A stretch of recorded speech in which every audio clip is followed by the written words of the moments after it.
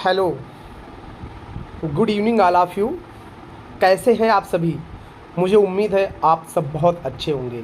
अब आप अगर थंबनेल देख के आ गए हैं, क्योंकि आज का जो हमारा सेशन है वो सेशन है जो अभी सैफई के मेडिकल कॉलेज का एग्ज़ाम था 3 जुलाई, उसी का हम लोग कुछ ओबीजी से, जो कि ओबीजी और पीडिया से क्वेश्चन आए थे, उन सारे क्वेश्चन को मैं लेके आया हूं और आपको उन क्वेश्चन से रूबरू करवाऊंगा कि कैसे एग्ज़ाम में क्वेश्चन आते हैं। और अभी आप तक मेरे चैनल को अभी आपने सब्सक्राइब नहीं किया तो मेरे चैनल को प्लीज़ सब्सक्राइब कर लीजिए, वीडियो को शेयर कर दीजिए, वीडियो को लाइक कर दीजिए, जिससे मैं आपको ऐसी ही वीडियो बना के डालता रहूं। तो चलिए लाला लालियों ओबीजी पढ़ने वालियों, आपके लिए लेके आया हूँ एमसीक्यू। और आपके सामने है फर्स्ट एमसीक्यू, जो कि सैफई इटावा के अंदर आया हुआ था, वही सारे क्वेश्चन को लेके आया हूँ मैं। तो आपके सामने फर्स्ट एमसीक्यू है, इसका आंसर दीजिए आप लोग, इसका आंसर दीजिए। The normal puerperium usually last for up to, ये पूछा है परपेरियम पीरियड के बारे में। तो देखिए क्या होता है डियर, आपको मैं पहले बता देता हूँ। इसके सामने 4 ऑप्शन है, ए में है 8 वीक, बी में है 6 वीक और सी में है 2 वीक और डी में दिया हुआ ऑप्शन 4 वीक। तो देखिए आपको बताता हूँ परपेरियम पीरियड के बारे में कि परपेरियम क्या होता है। बेटा जब डिलीवरी हो जाती है, समझ रहे हो, डिलीवरी के बाद जब प्लेसेंटा एक्सपल आउट हो जाता है, याद रखिएगा बेटा क्या होता है प्लेसेंटा। ये जो प्लेसेंटा है, समझ रहे हो, ये जब एक्सपल आउट हो जाता है, प्लेसेंटा एक्सपल आउट हो जाता है, उसके बाद से लेके 6 वीक तक जो पीरियड चलता है उसको हम लोग परपेरियम पीरियड बोलते हैं। तो इसके अंदर 4 ऑप्शन थे, जिसमें से आपका एक ऑप्शन सही है, जिसका नाम है बी ऑप्शन, मतलब 6 वीक तक है जो परपेरियम पीरियड चलता है, वो 6 वीक तक चलता है। अब इस परपेरियम पीरियड में कई सारे घटनाएं देखने को मिलती हैं। जैसे परपेरियम में क्या होता है कि जो फीमेल के रिप्रोडक्टिव ऑर्गन्स हैं, वो रिप्रोडक्टिव ऑर्गन्स रिवर्ट बैक होके प्री प्रेग्नेंट स्टेज में आते हैं, उन्हीं को क्या बोला जाता है परपेरियम बोला जाता है। तो परपेरियम में 4 प्रकार के इवेंट देखने को मिलते हैं। पहला इवेंट होता है इन्वोलेशन। इन्वोलेशन का मतलब होता है कि जैसे अगर मैं बात करूं एक नॉर्मल प्रेग्नेंट लेडी की या नॉन प्रेग्नेंट लेडी की बात करूं, तो उसका जो यूट्रस का वेट होता है वो 60 ग्राम से लेके 80 ग्राम तक देखने को मिलता है। लेकिन जनरली जब वो प्रेगनेंसी कंसीव करती है तो उसका जो वेट है वो कितना बढ़ जाता है, वो लमसम 900 ग्राम से लेके 1000 ग्राम तक हो जाता है। तो जो 1000 ग्राम हुआ है वो 1000 ग्राम से फिर नीचे आका के 60 से 80 ग्राम हो जाना, ये क्या कहलाता है इन्वोलेशन कहलाता है। तो दूसरा आप इसके अंदर इन्वोलेशन पढ़ते हो, ये 6 वीक का पीरियड होता है। दूसरा आप पढ़ते हो लोकिया के बारे में।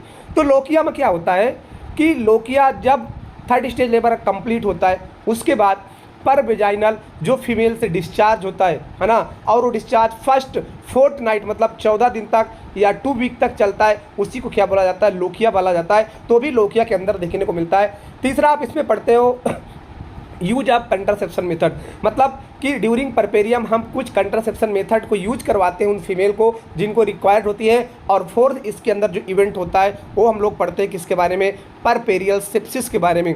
तो परपेरियल सेप्सिस क्या होता है, अगर इन 6 वीक के दौरान फीमेल्स को किसी प्रकार का इन्फेक्शन हो जाए, है ना, तो उस इन्फेक्शन को क्या बोला जाता है परपेरियल सेप्सिस बोला जाता है। तो सारी घटनाएं आपको मैं इसलिए बता रहा हूं और आपको मैं इसलिए टाइम यहाँ पे कंज्यूम करवा रहा हूँ कि आपको इसके बारे में बहुत ही डिटेल से पता हो, क्योंकि ऐसे ही क्वेश्चन एग्जाम में आते हैं। और जो क्वेश्चन आया हुआ है ये कई बार रिपीटेड क्वेश्चंस है, समझ रहे हो। ये अभी तो 3 जुलाई को आया ही आया है, इसके पहले कई बार एग्जाम में पूछा हुआ है। तो आपको बहुत अच्छे से कंसेप्ट क्लियर होना चाहिए कि जो परपेरियम पीरियड क्या होता है, कितने वीक तक चलता है। मैं सारी चीज़ें आपको डिटेल में बता दिया, इसमें क्या क्या इवेंट देखने को मिलते हैं उसके बारे में भी मैंने आपको एक्सप्लेन कर दिया है। तो आपको भी अपनी पेन और नोट्स लेना है, आपको जो मैं बोल रहा हूँ उसको आपको लिखना है, क्योंकि यही इंपॉर्टेंट है, यही आपके पेपर में आएगा। और अगर आपको सेलेक्ट होना है, गवर्नमेंट जॉब में जाना है, तो सब कुछ आपको पढ़ना पड़ेगा जो आपको बता रहा हूँ। मैं अपना एक्सपीरियंस शेयर कर रहा हूँ और मुझे एक्सपीरियंस है कि पेपर में कैसे क्वेश्चंस आते हैं, वही एक्सपीरियंस आपके साथ में शेयर कर रहा हूँ। तो प्लीज़ आप एक नोट्स बुक जरूर ले लीजिए, जिससे जो मैं आपको बोल रहा हूँ उसको आप लिखते जाइए, ये आपको बहुत काम आने वाला है। चलिए बढ़ते डियर नेक्स्ट एमसीक्यू की ओर अपने। नेक्स्ट एमसीक्यू की ओर बढ़ते हैं। तो हमारा नेक्स्ट एमसीक्यू है, what is the gold standard for the diagnosis of neonatal sepsis.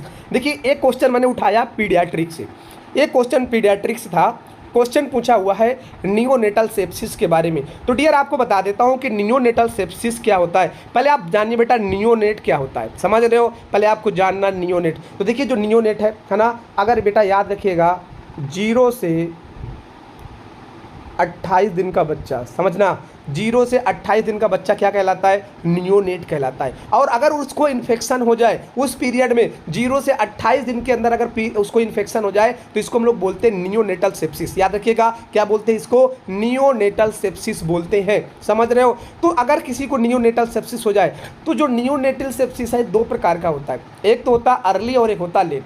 अगर इन्फेक्शन 48 घंटे के अंदर हो जाए तो हम लोग उसको बोलते हैं अर्ली नियोनेटल सेप्सिस, और अगर इन्फेक्शन 72 घंटे के बाद होता है तो हम उसको बोलते हैं लेट नियोनेटल सेप्सिस। समझिएगा क्या बोलते हैं उसको, लेट नियोनेटल सेप्सिस बोलते हैं। और जो नियोनेटल सेप्सिस का मोस्ट कॉमन कॉजेस होता है वो हीमोलाइटिक बैक्टीरिया होता है। याद रखिए बेटा कौन सा बैक्टीरिया, हीमोलाइटिक बैक्टीरिया होता है, समझ रहे हो। तो इसके बारे में पूछा हुआ कि अगर नियोनेटल सेप्सिस हो गया है तो आप बच्चे के अंदर कौन सा ऐसा डायग्नोसिस है जिसको हम लोग गोल्ड स्टैंडर्ड मेथड बोलेंगे। तो देखिए ए नंबर में है कंप्लीट ब्लड काउंट, समझ रहे हो। क्या आप सीबीसी करवाने के बाद ये पता कर सकते हो कि बच्चे को इन्फेक्शन हुआ है। अब देखिए सीबीसी में हमको क्या पता चलता है, टीएलसी पता चलता है, हीमोग्लोबिन के बारे में पता चलता है, पीसीबी के बारे में पता चलता है। तो ये हमको एक्यूरेट डेटा नहीं देता, इसलिए मैं यहाँ पे इस आंसर को गलत कर रहा हूँ। क्यों, क्योंकि आप सीबीसी के बाद नियोनेटल सेप्सिस को पता नहीं लगा सकते। दूसरा है immature to total neutrophil count,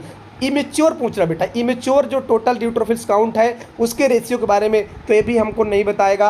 absolute neutrophil count, क्या आप एब्सोल्यूट न्यूट्रोफिल काउंट से पता लगा सकते हो, बिल्कुल जी नहीं पता लगा सकते। डी ऑप्शन दिया हुआ है ब्लड कल्चर, बिल्कुल बेटा जब आप ब्लड कल्चर करवाओगे तो उस कल्चर में आपको पता चलेगा कि कौन सा बैक्टीरिया बच्चे के ब्लड में प्रेजेंट है और उसको नियोनेटल सेप्सिस हुआ है। ये definitive management gold standard management है या गोल्ड स्टैंडर्ड मेथड है डायग्नोसिस का। तो आपका जो करेक्ट आंसर होगा वो क्या होगा, डी नंबर। आपको भी ऐसे ही पढ़ना है और मैं लिख रहा हूँ ये बहुत इंपॉर्टेंट बेटा, बहुत इंपॉर्टेंट है। मैं आपको इसको स्टार दे रहा हूँ, ये बहुत इंपॉर्टेंट है। और जब मैं ऑफलाइन बच्चों को पढ़ाया था तो मैंने बताया था कि पेपर एग्जाम में आएगा, और जब सफाई का पेपर हुआ था तो उसके अंदर एक क्वेश्चन छपा हुआ था, इसलिए आपको बता रहा हूँ बहुत इंपॉर्टेंट पेपर है। आप इसको याद रखिएगा, आपके एग्जाम में बहुत बार काम आएगा।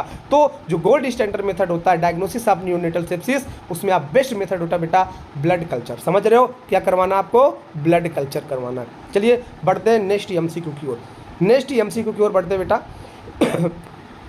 पढ़िए, which moment aid in the birth of after coming head of breech. समझ रहे हो।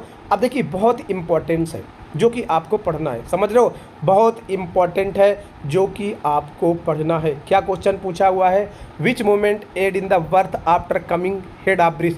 बेटा हेड ऑफ ब्रीच है ना, उसके बाद कौन सा मोमेंट यहाँ पे देखने को मिलता है, समझ रहे हो, कौन सा मोमेंट यहाँ पे देखने को मिलता है। तो देखिए ये मैकेनिज्म ऑफ लेबर से क्वेश्चन है, समझ रहे हो, किससे क्वेश्चन है, मैकेनिज्म ऑफ लेबर से क्वेश्चन है।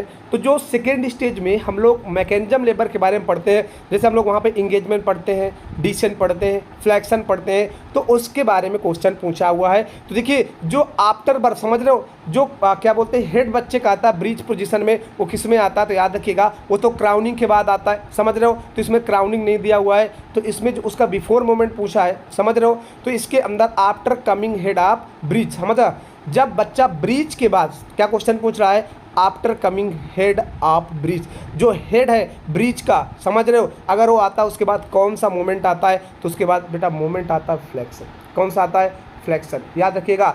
ये देखिए ये क्या पूछा है, बहुत इंपॉर्टेंट है, पहले आप समझिए ये क्वेश्चन बहुत इंपॉर्टेंट है। क्या पूछा हुआ है, which moment aid in birth after coming head of breech. समझ रहे हो, ये जहाँ पे पेल्विस के अंदर जो हेड आता है उसके बारे में पूछा है। तो जब हेड आता है तो उसका हेड टकराता है पेल्विस से, तो याद रखिएगा उसका हेड कैसा हो जाता है बेटा, फ्लैक्स हो जाता है, समझ रहे हो। तो फ्लैक्शन के बारे में पूछ रहा है, तो आपको यहाँ पे जो करेक्ट आंसर होगा वो क्या होगा, डी नंबर आपका करेक्ट आंसर देखने को मिलेगा। ठीक है, चलिए डियर बढ़ते हैं नेक्स्ट एमसीक्यू की ओर।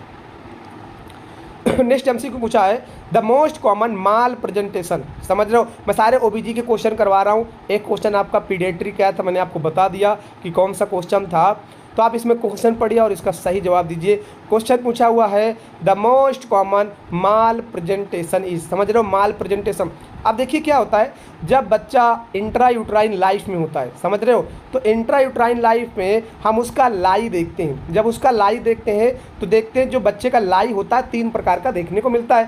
पहला होता है लॉन्गिट्यूडनल लाई, समझ रहे हो, जो कि मोस्ट कॉमन लाई देखने को मिलता है। दूसरा जो लाई होता है वो क्या होता है बेटा, दूसरा होता है आपका ट्रांसफर लाई।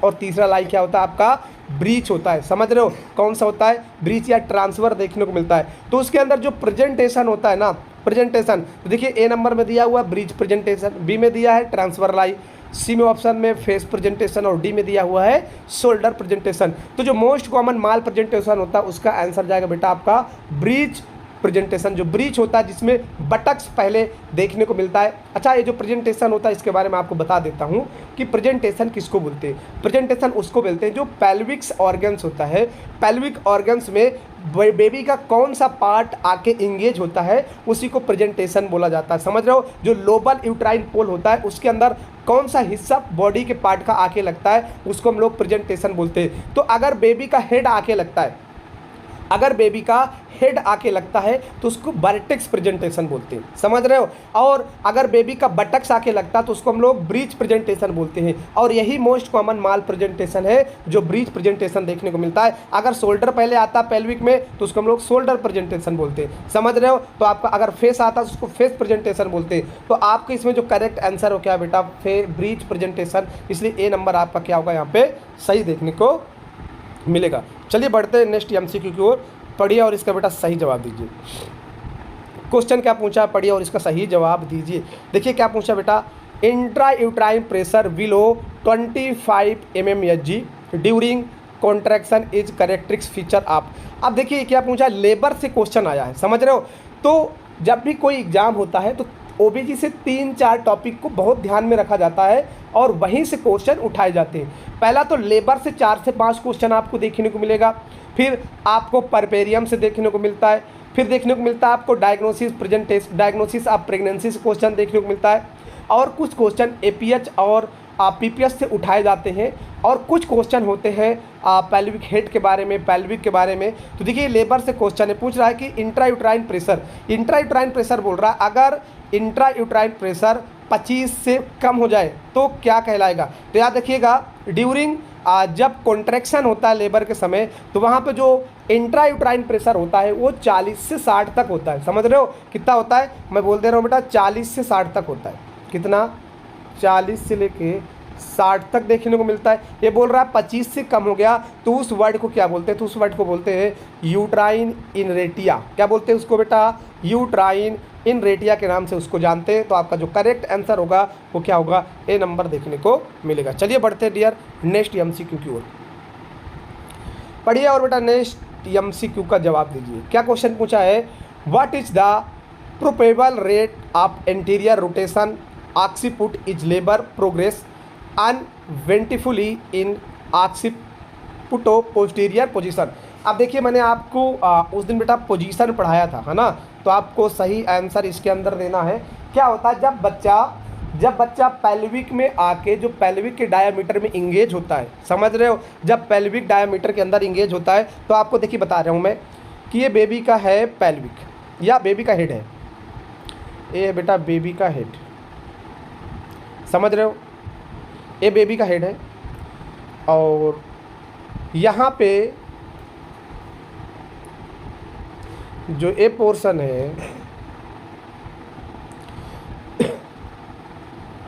ये जो पोर्शन है, समझ रहे हो कौन सा पोर्शन, तो ये देखिए ये जो पोर्शन है इसको हम लोग बोलते हैं बेटा ऑक्सीपुट। इसको क्या बोलते हैं, ऑक्सीपुट बोलते हैं, इसको ऑक्सीपुट बोलते हैं, इस एरिया को ऑक्सीपुट बोलते हैं, इस एरिया को फ्रंटल बोलते हैं। समझ रहे हो, तो जब बेबी का ऑक्सीपुट आके इंगेज होता है पेल्विक में सिम्फाइसिस प्यूबिस कोड, किधर, सिम्फाइसिस प्यूबिस कोड, तो जो वहाँ पे ऑक्सीपुट पोस्टीरियर पोजीशन में रोटेट करता है तो वहाँ पे जो क्या बोलते हैं परसेंटेज होता है, कितना होता है, वो 90 देखने को मिलता है। कितना देखने को मिलता है, 90 देखने को मिलता है। समझ रहे हो। तो देखिए मैं आपको फिर से एक डायग्राम बना दूँ, ए, समझ रहे हो। अब देखिए ये बेटा सूचर्स हैं, है ना, ये सूचर्स होता है, समझ रहे हो, ये थोड़ा से ये सूचर्स होता है, और ये पीछे ये एंटीरियर पोर्शन होता है जो फ्रंटल होता है, और पीछे पोस्टीरियर होता है। तो पोस्टीरियर जो सिंपैसिस प्यूबिस में आके इंगेज होता है, वो जो रोटेशन होता है कितने परसेंट देखने को मिलेगा, 90% देखने को मिलता है। तो आपका जो करेक्ट आंसर होगा क्या होगा बेटा, ए नंबर देखने को मिलेगा। चलिए बढ़ते हैं डियर नेक्स्ट एमसीक्यू की ओर। नेक्स्ट एमसीक्यू की ओर बढ़ते हैं और इसका आप लोग सही जवाब दीजिए। क्वेश्चन पूछा है which of following is not a sign of severe illness in infant. देखिए ये भी क्वेश्चन जो है वो पीडियाट्रिक से डायरेक्ट लिया गया है। किससे लिया गया है, पीडियाट्रिक से डायरेक्ट लिया गया है। बहुत इंपॉर्टेंट क्वेश्चन है, आपको पढ़ना, इसको जवाब देना है। समझ रहे हो। Which of the following is a not a sign of severe illness in infant पूछा गया है, इसमें से कौन सा एक साइन है जो बहुत ही ज़्यादा बच्चों के लिए सीरियस नहीं है, बाकी सारे हैं। समझ रहे हो। तो डिफिकल्टी इन ब्रीथिंग, ये तो बेटा 100% है। अगर बच्चे को डिफिकल्टी इन ब्रीथिंग हो रही तो निमोनिया हो सकता है उसको, है ना, आरडीएस हो सकता है। 100% बेटा ये तो आपका क्या बोलते हैं होता है। तो ये तो करेक्ट आंसर नहीं होता, ये डिफिकल्टी है तो रियल प्रॉब्लम है। फास्ट ब्रीथिंग, लेकिन अगर टेकिपनिया हो जाता, समझ रहे हो, तो फास्ट ब्रीथिंग भी बच्चों के लिए प्रॉब्लम कर सकती है, तो ये भी करेक्ट आंसर नहीं होगा।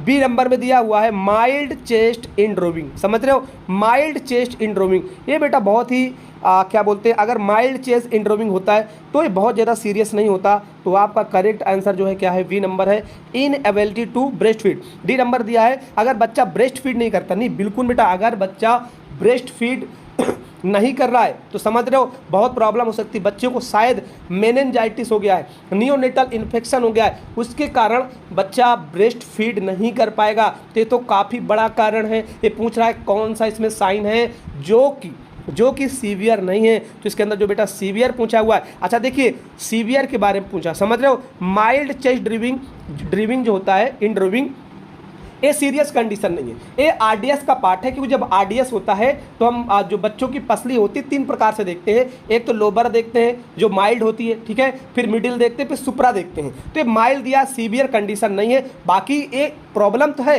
लेकिन सीवियर प्रॉब्लम नहीं है। बाकी तीनों आपकी सीवियर प्रॉब्लम थी, इसलिए इसके अंदर जो आंसर आपका जाएगा वो क्या जाएगा, माइल्ड चेस्ट इन ड्रोविंग आपका करेक्ट आंसर हो जाएगा। समझ रहे हो। चलो फिर बढ़ते बेटा नेक्स्ट। देखिए ये सब प्रॉब्लम किसमें अंदर देखने को मिलती है, बता दो बेटा, आरडीएस में।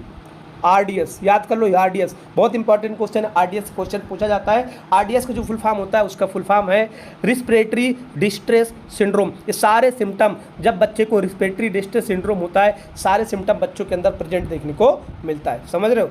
चलिए बढ़ते हैं नेक्स्ट एमसीक्यू की ओर, पढ़िए और इसका बेटा सही जवाब दीजिए। For a women presenting with occipito posterior position, है ना, अगर एक फीमेल्स है जो प्रेजेंटिंग पार्ट उसका जो है ऑक्सीपुटो पोस्टीरियर पोजीशन में है, वेजाइनल एग्जामिनेशन परफॉर्म किया गया on rupture of membrane with unengage foetal head to rule out. इसके अंदर रूल आउट करना था, समझ रहे हो। मतलब एक नर्स है वो पर विजाइनल एग्जामिनेशन कर रही है और जो उसका प्रेजेंटिंग पार्ट है वो ऑक्सीपुटो पोस्टीरियर पोजीशन है, समझ रहे हो। तो इसके अंदर हमें रूल आउट करना है। इसके अंदर क्या क्या हम लोग रूल आउट कर सकते हैं, देखिए बेटा प्लेसेंटा प्रीविया हो सकता है, बिल्कुल हो सकता है प्लेसेंटा प्रीविया, समझ रहे हो, प्लेसेंटा प्रीविया हो सकता है। सर्वाइकल इफेसमेंट भी हम कर सकते हैं इसके अंदर। एडुकेसिया पेल्विस चाइल्ड बर्थ उसको भी बेटा मेजर कर सकते हैं, लेकिन कॉर्ड प्लॉप्स नहीं करते। इसलिए आपका जो करेक्ट आंसर होगा क्या होगा बेटा, कॉर्ड प्लॉप्स। याद रखिएगा इसमें रूल आउट करने के लिए दिया गया है। तो कॉर्ड प्लॉप्स में क्या करते हैं हम लोग, रूल आउट इसको करते हैं, क्योंकि कॉर्ड प्लॉप्स के अंदर आप याद रखिएगा आप कभी भी पर वेजाइनल एग्जामिनेशन नहीं करते हो। तो बढ़िए नेक्स्ट एमसीक्यू की ओर। नेक्स्ट एमसीक्यू शायद यहीं से ख़त्म है और नहीं है।